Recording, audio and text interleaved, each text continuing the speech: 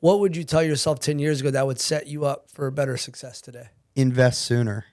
There's a lot of things that when I was making all this money, instead of me spending it at the bars or spending it at the clubs or whatever it was, like I should have been putting that money into real estate.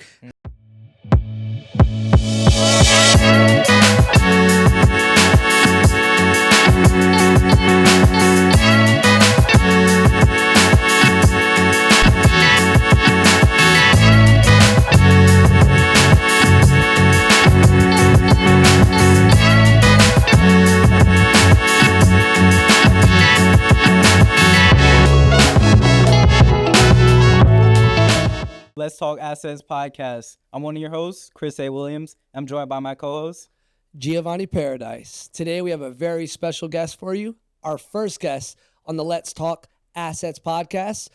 No other than Mr. Michael Palacios, owner of Fortis Title and Escrow. Welcome, Mike. Thanks for having me, guys. Yes, sir. Super excited to have our first guest. Hey, Chris, how do you know this guy? Man, I got a funny story about Mike. So literally the very first time I saw Mike was one of our business partners. He was having a little party, a little shindig at his house. And I was there with my partner, my girl, of course, and she just kept on nudging me. She was like, "Do you see that girl over there?" She was like, "Do you see her bag?" And I was like, "No, like, okay, what about the bag?" She said, "That's a Go-Yard bag." I'm like, "Okay, like, what's a Go-Yard bag? Like, what's good about that?" She's like, "Bro, it's a Go-Yard bag. You have to look it up." She showed me the price of a Go-Yard bag. So I'm like, okay, she's here with this guy. So whoever her husband is, he must be balling. So, so I asked around, and it ended up being Mike. So that's my funny story about Mike and how my very first time meeting him. Little do they know that my wife makes more than I do. She's a baller.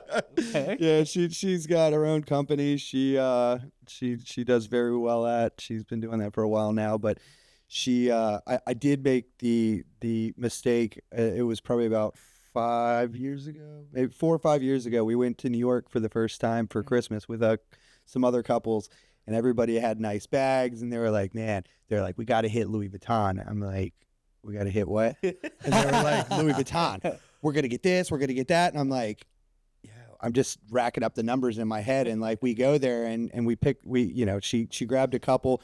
And they had one. It was the same one that everybody has, I feel like, which is like I think it's called the Keep All or something. Never full. That's what it is. Yep. And I thought it was so cool because one, it was the cheapest one they had, and two, because it came with a little purse in there. So I was like, dang, 2 for the price of 1. I was like, sign me up, right? Uh-huh. And up until then, she had worn like Michael Kors bags. And I totally messed it up by getting that bag for her for Christmas that year, because ever since then, it has been a downward spiral of bags. And now there's like more bags than shoes in the closet. And like I said, I'm very grateful that she has a very well-paying company. Awesome. She's never looked back. That's funny. No. Gio, how do you know Mike? Man, it goes back to my baby days as an agent. I was on the Ryan Finch real estate team, and we used to have team meetings, and all of our vendors, the people that we did business with, would come in. And Mike at the time was working for a company, and he brought us all nice catered breakfast and, kind of gave us his pitch on why we should use him to close all of our real estate transactions. And he was my go-to guy as I started ramping up, and always gave me a high level of service. And that's probably about 7-8 years ago I met Mike, and it's been awesome. Okay. Yes, sir. That's what's up. So we've kind of detailed about how we know you, Mike, but the audience doesn't know you. So, Mike, tell us about yourself, like your background, where you came from. How did you get to this point? As Gio mentioned, owner, director of operations of Fortis Title, but how'd you get there? All right. So, where to start, man? I kind of fell into this business by accident. I had a company that would buy gold, platinum, and silver, and we started here in Greenbrier Mall in Chesapeake. It was actually our first location, and I was the first employee. I worked at the kiosk, and I went from there to helping open 380 stores in 38 different countries. And so my role was to do sales and build the business, and then let them go from there and train them on how to do it. And so I started in Virginia, and I did all the Virginia stores, and then I worked my way west. I opened in California. all across the United States. And then my partners were like, hey, we need you to come out. They were from Australia. They were like, we need you to come to Australia and New Zealand and open out here. And I said, okay. See, I was 20 something years old. It's a great experience for me to travel the world. And they, it was a company expense and was making good money and got to see, all of Australia, all of New Zealand. And so after staying there for about a year, they were like, all right, we've got another opportunity for you. They were like, so we want to open in Hawaii or we want to open in Japan. And they were like, where do you want to go? And I was like, well, I don't speak Japanese and I knew a few people in Hawaii and I love to surf. So I was like, let's go to Hawaii. And so I went to Hawaii and I was there for just about, I believe it's 3 years, 3.5 years.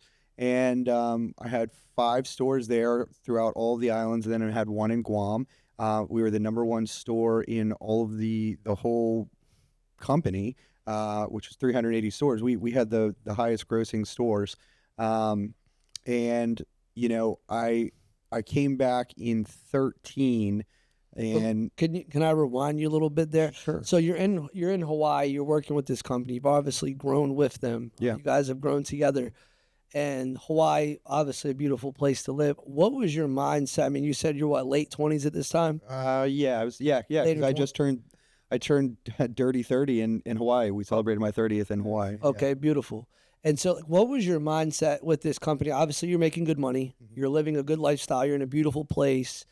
What was your mindset about what your future was at that point? I didn't really know because it was very fast paced. We knew it was a bubble business. We knew that it wasn't going to be a long-term business because there were so many people that were getting into it.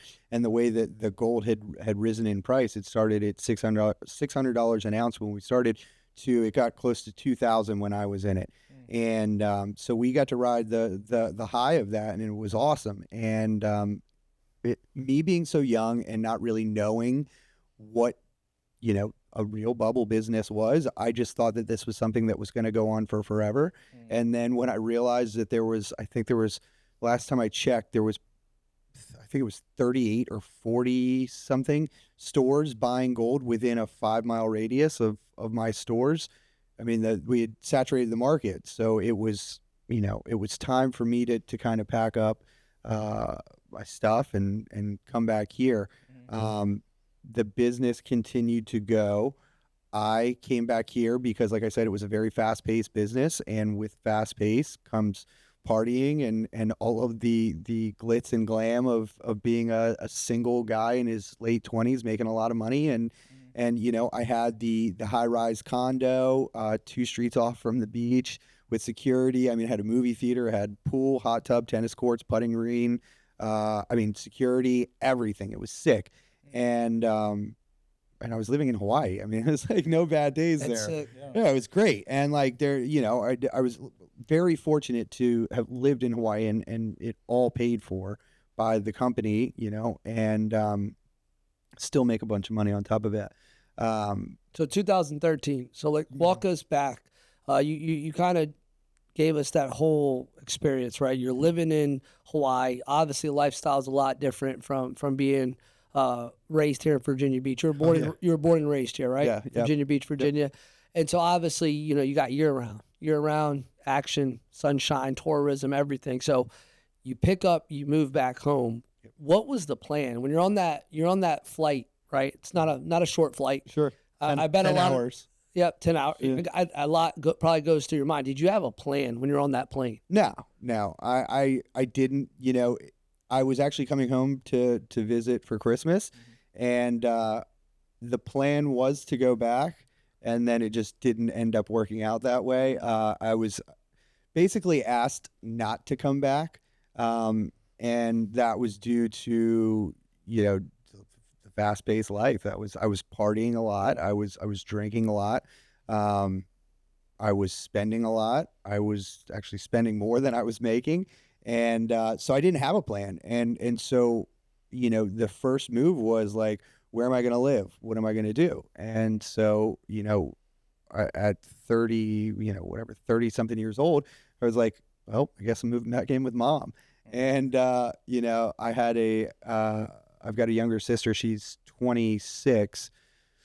So I'm 42, so it's that 16-year difference there. So, you know, I had a very young sister that was living at the house, and, you know, I was living there and just, I didn't know what I was going to do. So I started working. There was a bar that I would go to here. It was called Garrison's over at Great Yep. Next to Central I and remember that back Venue. in the Yeah, day. yeah. Yep. And so I would go there all the time to pregame, and then I would go to Central and Venue to finish the night. And there was a guy I'd met at Garrison's. His name was Mike Jones, and he owned a shipping company. And he was like, "Hey, do you want to come do sales for me at the shipping company?" And I said, "Sure." And so I did that for quite a few years, probably like 5 years. I got back into the family business. My dad started Zero Subs with his two cousins in 1967 and franchised that business. So he was opening a new location on 17th Street with this guy Mark, and so I jumped in and helped Mark and trained him, because that's kind of what I really did growing up and throughout, you know, my first early years of college before I left was helping out with zeros and training new franchisees and helping people get set up. I've always been in kind of like a build phase of some sort, whether it's training or doing sales or just building, you know, now that I look at it, relationships. That's what it's really been, and since day one. And you know, I you know, to go back to what you were saying, no, I didn't have a plan. I just kind of flew by the seat of my pants, and I even valeted in my late 30s a couple nights a week at Zoe's restaurant. So Yeah. I would work at the shipping source. I would work at Zero's, and then I would leave from there, and I would go to Zoe's. So you're on the grind. Hustling. I just needed to fill my time as best as I could, you know, coming back, because I wasn't, if I had free time, I was up to no good, right? Yeah. And so that's what I wanted to start. Yeah, Staying and I away. kind of wanted to touch on that. And this was, you know, set up by our producers. You know, we didn't plan this, but there's a bottle of very expensive liquor next to you. Yeah. But I've known you for a long time, and those that already know you might know that you don't drink. Right. How long has it been? So it's been 10 years. 10 years. Yeah, this is pretty funny because, you know, all of these fancy bottles and you guys, you know, when you come to closing, like you always have like the great bottles of tequila or the champagne or whatever it is. And like this stuff came out, I think, after I quit. So like the IPA beers and all these, you know, crazy beers and the cool tequilas and the whiskeys and stuff, like that wasn't a cool thing when I was partying. Like it was just like, you would drink Jägermeister, or like I think when I was living in Hawaii, I was drinking Johnny Blue. Johnny Blue. Yeah, yeah. So I would drink that, and it was like it was the worst. I mean, it was great, but it was the worst. I bet y'all saved a lot of money though. Oh yeah, for sure. I actually have this app. It's pretty funny. If I pull it up, it'll tell me how much I've saved. And I think last time I checked, it was like in 10 years, it was like $275,000. That's insane. Yeah, I mean, and I'm not drinking. yeah, and I went super modest too on like my thing. It was like, how many nights a week do you drink? And I think I put like 3 or 4 on there, and it was like, what did you spend a night? And I said $100. Yeah. We all know that there's no way you're going out and spending less than $100 at the bar. So Yeah. like, I was, you know, it's probably 2.5 times that, maybe 3 times that. Yeah, but like you find other ways to spend the money, and you get new hobbies. You know, mine for me was when I left the old business, I had a lot of like credit card debt because I was used to living a certain lifestyle. Yes, sir. And when I came back to reality and I tried to keep up with that lifestyle, my paychecks weren't covering the amount that was going out. So I got into quite a bit of debt. I think it was like, you know, I think it was like $24,000. And so when I got sober, my sole mission was to pay that credit card off. And I wanted to pay it off like really quickly. So I worked all day, and then I would go valet at night, and I would eat, if I was working at Zero's, I would take like 2 or 3 subs home with me, and I would eat that for lunch. I would eat it for dinner. And so like I never spent any money. And then in my free time, I would go to the gym, or I would play video games or something like that, you know, like Call of Duty, NBA, whatever. And Well, I was saying 10 years is a long time, Mike. Yeah. Like it takes a lot of discipline, a lot of determination, and to not touch alcohol. Period. After growing up and drinking and being part of the culture and stuff like that, and what you have to have a strong why Yeah. in order to. What was your why? Were you able to put that down and put that aside? What was your why? So the guy that I started the gold buyers with, his name was Tim Oldfield. He is from Australia. He started a company called Cash Converters. He brought those to the United States, and they were like our first really big pawn shops in the area, I believe. Yeah, and there was one at Hilltop. Yep, You know, back I used to go there all the time. yeah, next to the Taco Bell, right, and the Wendy's, Yep. and so he was like one of the smartest dudes I had ever met, and he was way before his time, and after he asked me not to come back to Hawaii and work for the company anymore, he had said to me, he was like, man, he was like, you're so good at what you do.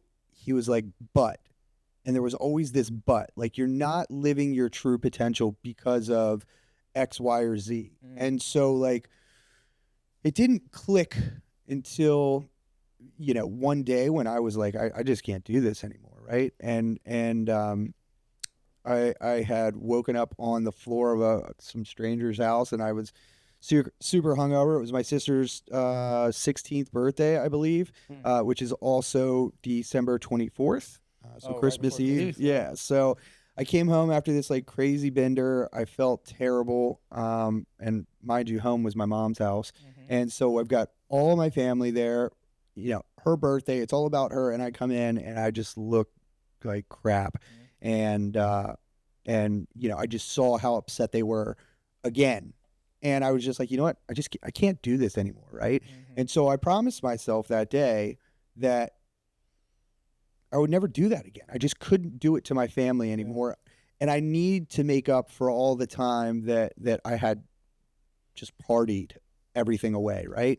Because I had a ton of opportunity. I could have been in a much better place. I could have done so many other things, but all I thought about was partying, and I never thought about the future. I never thought about the next step. It was just today, right? And like, where can I go tonight? Who can I meet? What can I do? Who can we party with?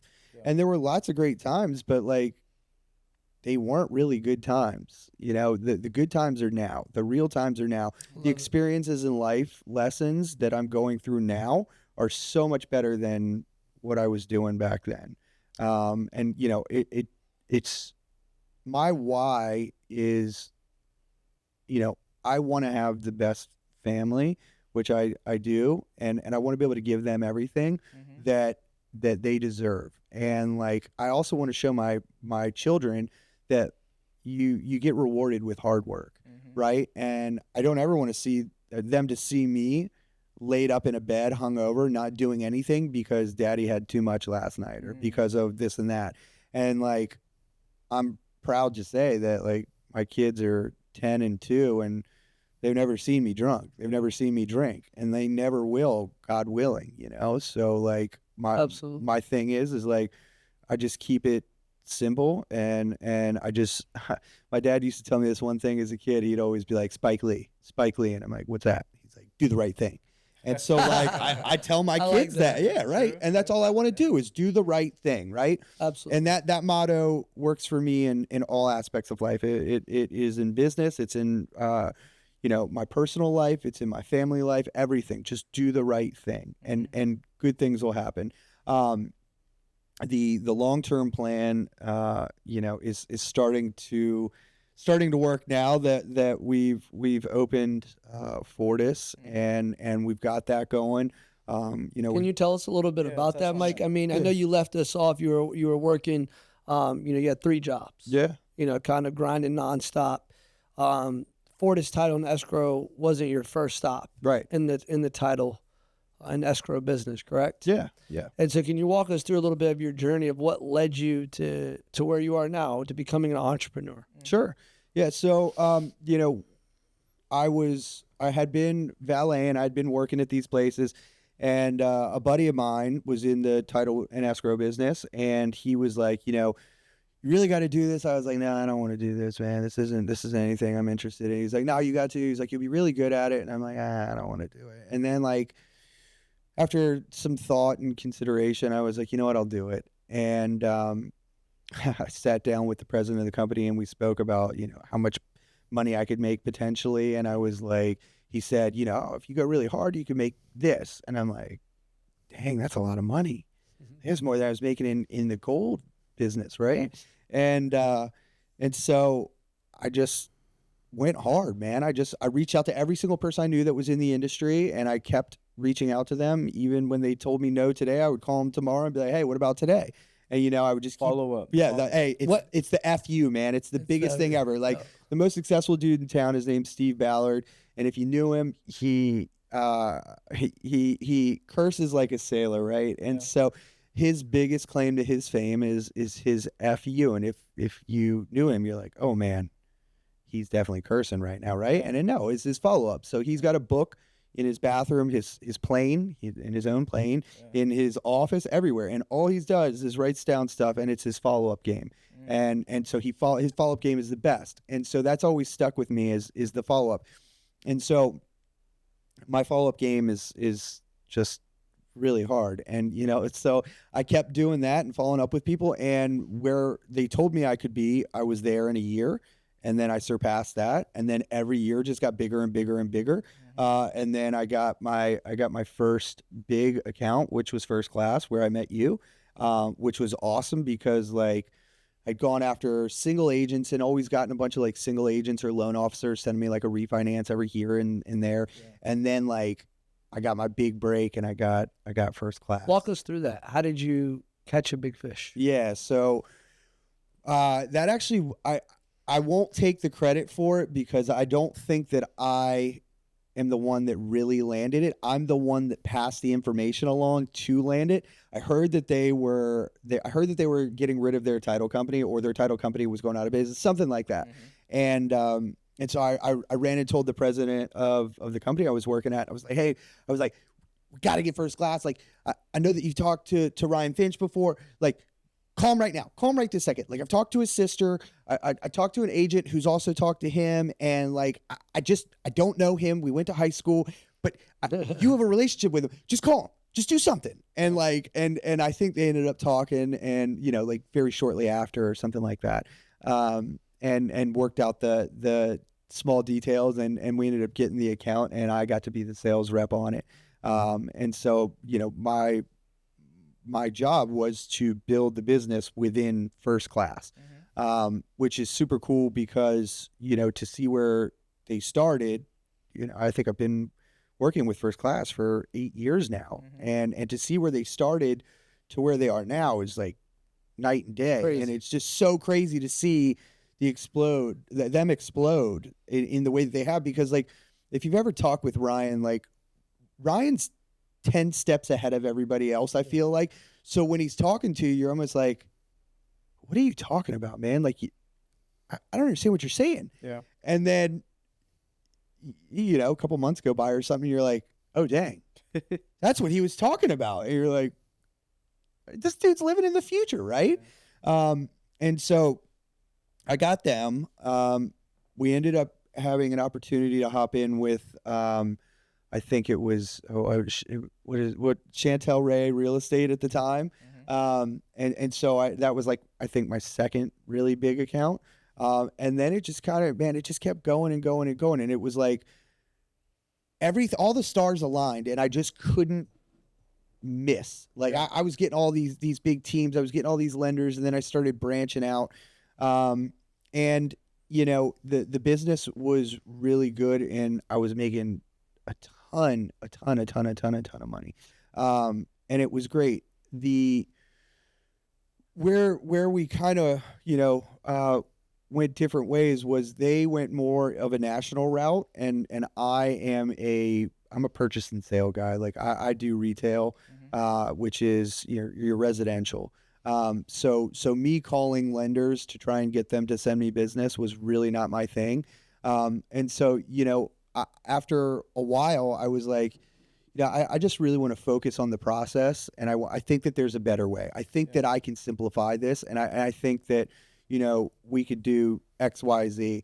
And and it had been in my mind for a little bit, and then it got to a point where I knew that things were going to change, right?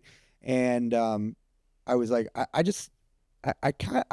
kind of don't want to do this anymore. Like it's gotten so easy that I don't want to do it. I'm on cruise control, so I was like, let me try something different. Let me get into lending, and so I went to Evolution, and I started doing studying for my MLO. And after the 20 hours or however many hours it is of studying, Yeah. and then like realizing I have to take a test, like I started like calling people and like talking to them, and it was a lot of work. Like you guys, realtors and loan officers, I feel like don't get enough credit because of like how much time goes into it, like and how you guys are on the clock 24 hours a day, 7 days a week. Like the title guys, like it's very rare that you need to talk to me on the weekend or after hours. Yeah. So like after doing that and after leaving the company that I was at, and realizing lending wasn't for me, the opportunity got brought to me again about doing title. And so I was like, you know what, let's do it. And so I started my own, Fortis is born. And, we have been fortunate because we had such a good following and such a great amount of support from everybody for these past 2 years that it has just done so well with really no marketing, no branding, no selling. It's all been word of mouth. And I think what's good for me and the company too is that it gave us time to work out a lot of the kinks. Yeah. A lot of the people in the area like to use an outdated, antiquated system, which is like a manual data entry system where they have to collect the information from the clients and then they put it into the system, and then they have to remember to do this and that and blah, blah, blah. And like, for me, it was never that. It was always like, you need to put the money in the technology, and the technology can do the heavy lifting for these girls, these processors, these paralegals, whatever. So innovation, right? Awesome. You don't reinvent the wheel. You just make the wheel better. And I like that. really that's where we started. Like there's an easier way to do this. There is a better way to do this. And a lot of people don't know that. And like, you don't know until you give us a shot. Like, I think that working with us versus some of these other companies is like, you don't have the processes that we have. You don't have the all-star behind it, which is not me. It's Olivia. Olivia Lee. Yeah, Olivia Shout out Lee. to Olivia Lee. Shout out Olivia Lee, the GOAT. She's a man, she is the best in the game. And she is just so methodical in the way that she sets the systems up and the way that we open a file to the way we close a file. She's just, it's crazy. Like she cares about two things. It's work and her dogs. And like, she is so amazing. She puts in the time, the energy, the effort. All of the girls do. Every girl that works for us is just such a hard worker. Very and, like, hardworking. Yeah, I mean, like, I wouldn't be anywhere without them. Absolutely. I can bring you guys to the table all day, but if I keep messing things up, if I'm not doing the things if they're not doing the things the right way, you guys are gonna leave. I'm sure there's a million people that knock on your doors daily that are like, "Hey, come here, we'll write you a check. Hey, come here, we'll write you a check." Like whatever it is, whether it's an attorney's office or another title company. 100%. Now, I know, Chris, we had some questions we kind of prepped for Mike. Did you want to go ahead and kick off with something that you wanted to ask him? Yeah, most definitely. Before we even get into a question, though, I know you gave a modest answer saying, at your previous company and such, Sure. somebody else brought in first class, but hey, first class is still with you, so the credit goes to you, even though you left and that's your new company and such. Yeah. So whatever you're doing at Fortis is clearly working because people are following you based off of your processes, everything great that you bring in your relationships that you built. Yeah, thank you. So, Mike, one of the questions that I have for you is, we touched on your past. So if you could go back 10 years ago, so 10 years ago yourself today, what one piece of advice would you give yourself? Quit drinking sooner? No. I don't know, man. It's such a good question. Like, As an entrepreneur, let's keep it an entrepreneur. That's a broad question. Okay, yeah. Let's focus that down. Like, as being an entrepreneur now, if you were to give yourself an advice, because a lot of people that watch this are either entrepreneurs or aspiring entrepreneurs. Okay. What would you tell yourself 10 years ago that would set you up for a better success today? invest sooner.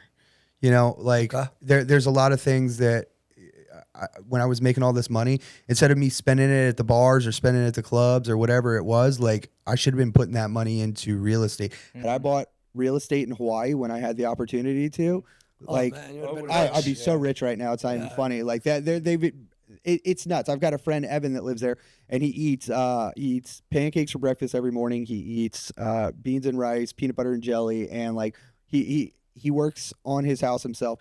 He bought a house for, man, I think it was like 500 or 600 grand, something like that. He got 4 roommates. They paid for everything plus. And now he owns 5 properties out there. He quit his day job. He just manages his properties, and he's buying properties for $1.5 million, $2 million, $3 million bucks. Like that's what I should have done. Passive income through assets. Yeah, absolutely. Assets. I got I see what you did there. I see what you did there. a little play on words. Yeah, that's right. I got a good one for Subtle you. plug. Subtle plug. So for Fortis, this is a kind of a Fortis/you question. Okay. What's the one thing that you feel separates you or Fortis from all the others? What separates Fortis from other title companies? Once again, me. I think that it's going to be me, my accessibility, the knowledge that I have learned over the past 8 years, and then really the girls, man. The girls. There's nobody that's going to work harder than the girls that we have, and our back end system.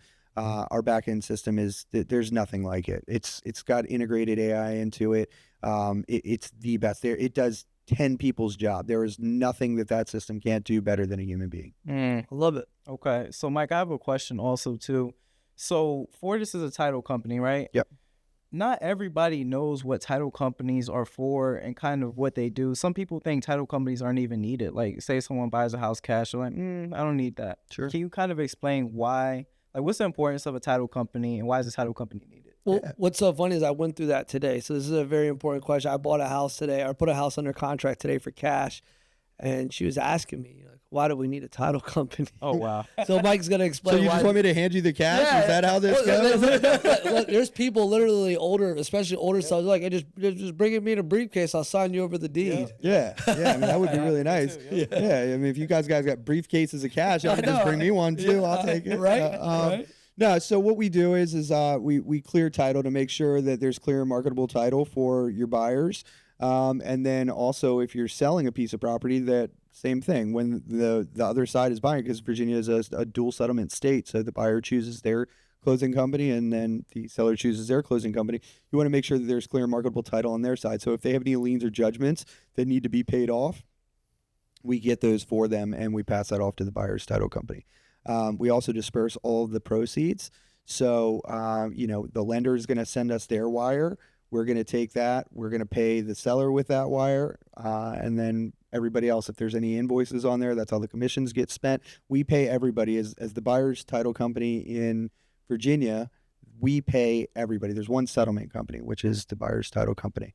And the seller side is like I said, we're ordering payoffs. We're ordering if there's any liens or judgments, ordering payoffs for those, and then we're passing all that information on to the buyer's title company to make sure that gets onto the closing disclosure of the HUD. Nice. Beautiful. What is title insurance, Mike? And why is title insurance so important when purchasing a piece of Title property? insurance is a complete scam.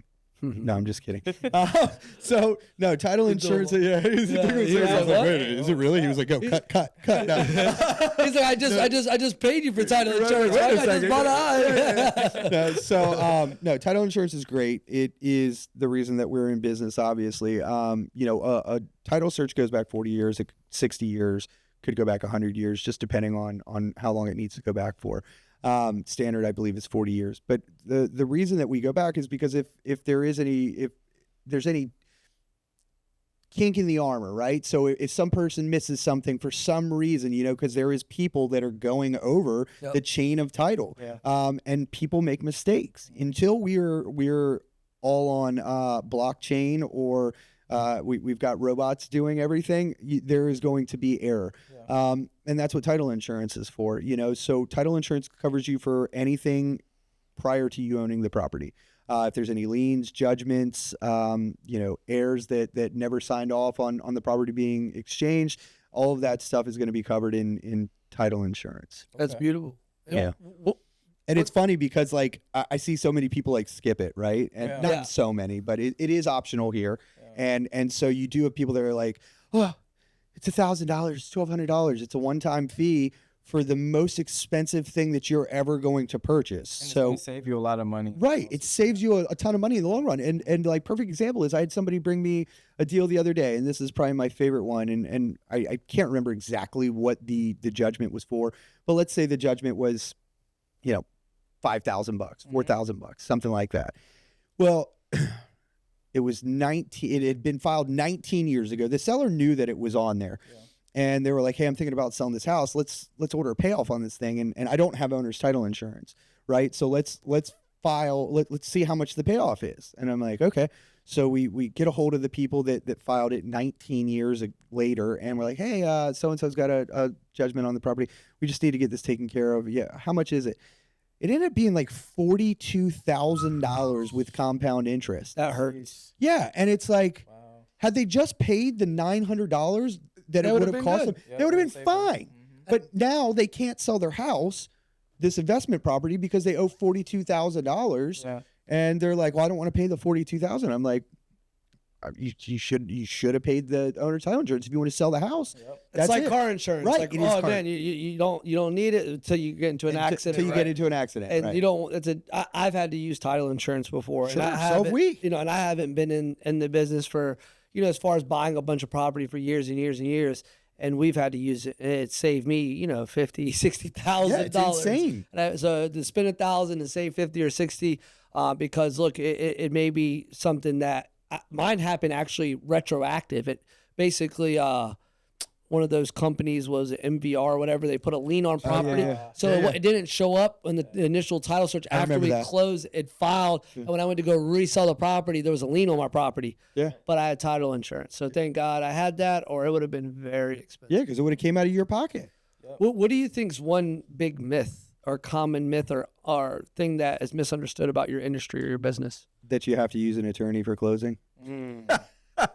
Why is that? Why is that? I don't know. I think you know, there's this misconception that, you know, if you close with an attorney, it's better because they've got paralegals and we've got processors. They both do the exact same thing. They don't go to special paralegal school to become a paralegal. They're just named paralegals because they work for an attorney.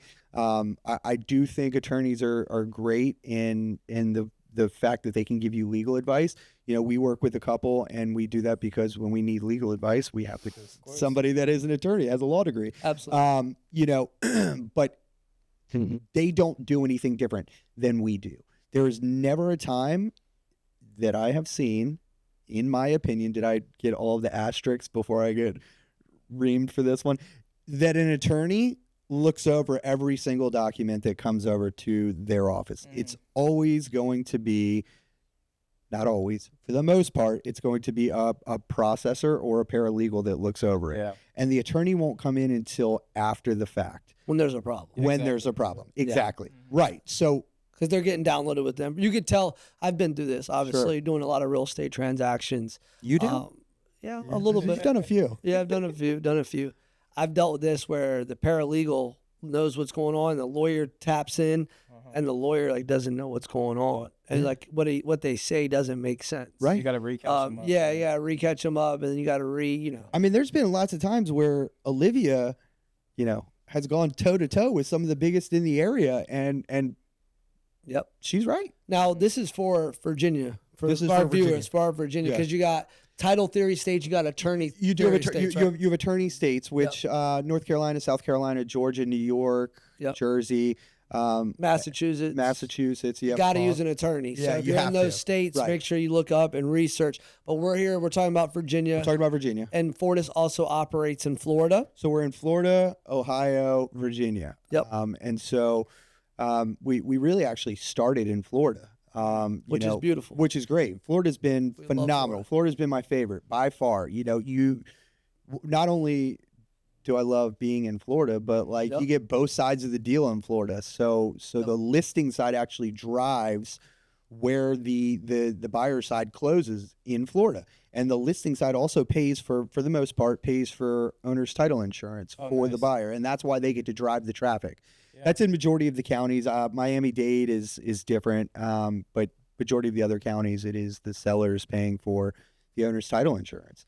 And so, here we tend to go after buyer's agents because that's who produces the big numbers for us. There, we go after heavy listing agents. And it's great. I get to go down there. We're in Pensacola, Jacksonville, Tampa, Orlando, Miami, and yeah. So we're working on growing throughout the whole state. Ohio, we just opened in a couple weeks ago. Congratulations. Thank you. Yeah, so it's been going good. It's getting there, and we don't want to be in every state. We just want to be in a few key states, and really just focus in on those and go hard. Yeah, for sure. So as you're talking about Fortis is geared towards real estate, and real estate is one of the best income producing assets. So here at Let's Talk Assets podcast, we want to talk about assets. So Mike, what would you say is your favorite asset that you own?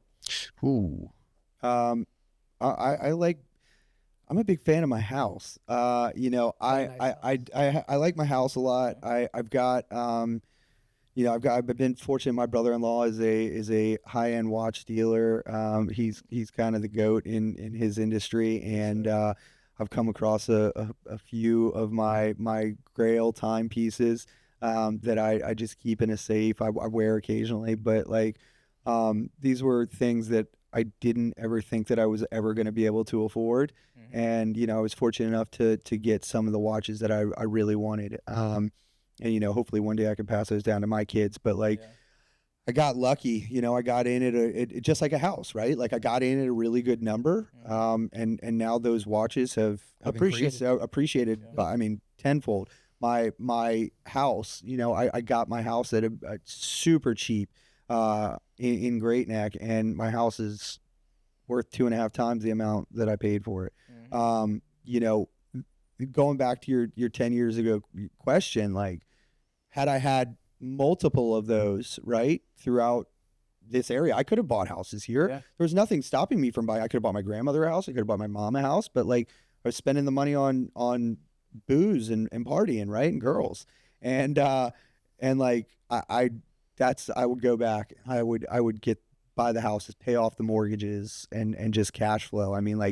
You two are obviously some of my favorites because you guys are so good at doing that. You guys are in my office all the time. It's always constantly buying a new house, or getting a rental or getting a flip, or there's just you open my eyes. You open it.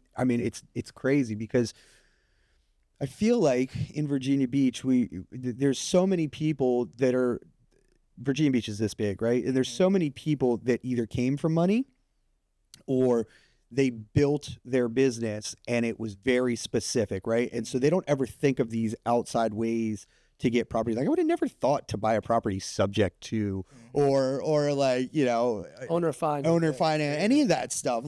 That stuff was all brought to my attention by you guys. And it's such a genius thing because now you can show the world and these investors how they can get in without spending 300, 500, whatever it is. Right. Yep. Absolutely. Yep. And also plug Fortis Title too, because you guys know how to handle creative financing, subject to owner financing. There is some title companies out here that do not know anything to do with that. No, it's tough. But you guys are well equipped with that. Yeah, there's and that all comes from the previous company that we worked at. They very much instilled in us that we need to think outside of the box, and that real estate transactions are not A to Z. You have to get creative when it comes to this, because not every closing is an A to Z closing. There's heirs, there's people incarcerated, there's people that are dead, there's this, there's that, there's the lien judgment holder has gone out of business. Now what do? You can't just throw up your hands and be like, well, we tried everything. That's it.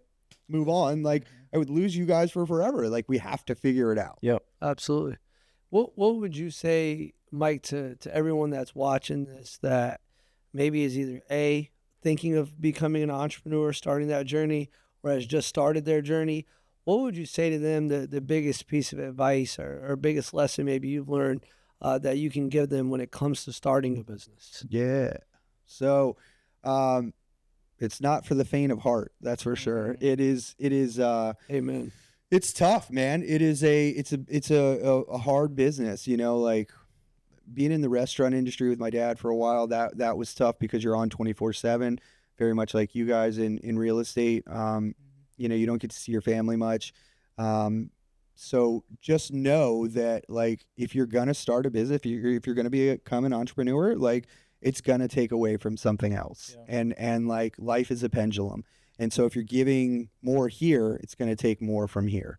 And for me, it's figuring out how to keep that balance, right? Because, like, I'm not willing to give up the family life, because that's everything that I've always wanted, and I've got it, and I want to keep that. And so if I put more energy here, that's going to take more from them. And I don't want to do that. And I do my best at that. Like, when I get home, I try and stay off my phone. But it's tough sometimes to just kind of detach from work. So I would say it's not for the faint of heart, but also, bet on yourself. Like, I knew for sure that I couldn't fail because I had a family, right? And there's no way that I can let them down. And if I give up on myself, then that's giving up on them too. Well, now I've got 11 employees.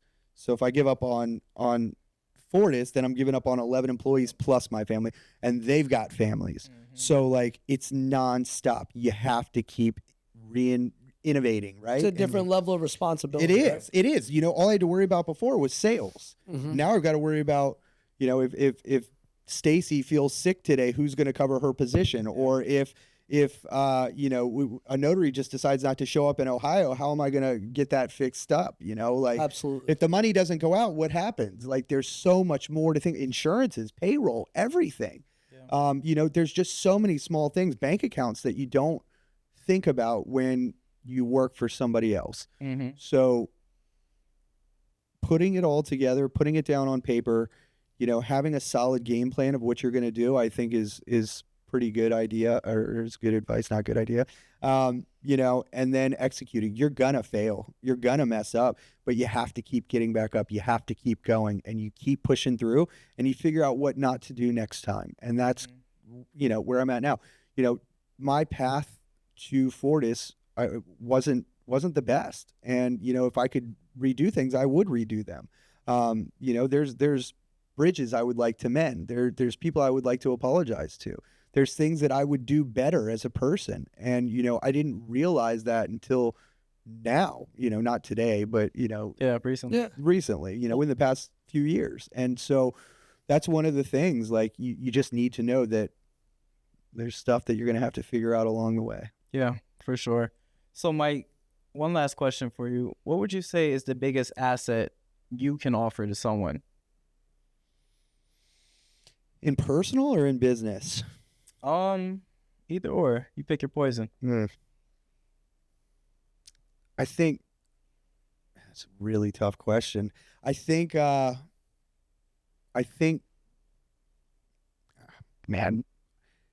my friendship, my time, that is a big thing for me, is like, if I'm actually giving you my time and attention, like I said earlier, it's a pendulum that I'm taking away from something else. So, like, it is important if I'm giving you my time and attention, because that's time and attention that I'm not giving to my 2-year-old, my wife, my 10-year-old. Like, those are very near and dear to me. And, like, I don't mind doing it. It's actually my favorite thing. That's what energizes me. Doing these things, doing things with people, spending time helping other people grow as people or in business is, like, my favorite thing. That refuels me. But don't take advantage of it. Do not use it for, your own well-being and discarding mine, because now I've taken away from somebody else that could have had that time and attention, and I've given it to you, and you're squandering it, right? Absolutely. Giving it away. And so for those that want to work with you, Mike, may have, they watch this, they may have questions either about Fortis Title and Escrow, about that process. Yeah. I hope so. How do they contact you? They can hit me on my beeper, call my cell. My cell phone number is 757-333-2752. I am on that all the time. You can, if I don't answer, if you call, you can shoot me a text and I'll respond back to you within the hour at most. You can email us at mpalacios at Fortis, Fortis, dash, like the minus symbol, title.com. That's me directly. And where's your office at? We're off of South Lynn Haven Road in Reflections 4. So we've got a Conveniently located off the interstate. conveniently located. I That's love the first. I love the new office. Yeah, so way we're better than the old one. yeah, thank you. Yeah, the old one at the beach was not very good. That was very small. That was our starting grounds, though, right? Yeah, it was cool. We had to It was- start We're somewhere. a block off the beach. Yeah, that was my favorite part. Yeah, the favorite You know, it was very close to the beach. But no, it's cool. We grew from that to this to we're getting ready to bump up to a bigger space in our building too, which is great because we're maxed out at our space. Love it, man. So we really appreciate you coming on, being our first guest, kind of This is awesome. being an asset to the My community. first time on a Yeah, podcast. your first too. time. Yeah. Popped it. Being an asset to the community, man. Being an asset to the title industry, helping buyers agents, real estate agents, period, in the industry throughout Hampton Lenders, Roads. real estate agents, lenders. investors. We work with you. Yep. Buy a house, you refinance a house, you sell a house. We'll help you. Mike's the guy. I'm your Hey, guy. whether Virginia, Ohio, Florida, Let's go. reach out to this guy. Let's go. Let's talk assets. Thank y'all.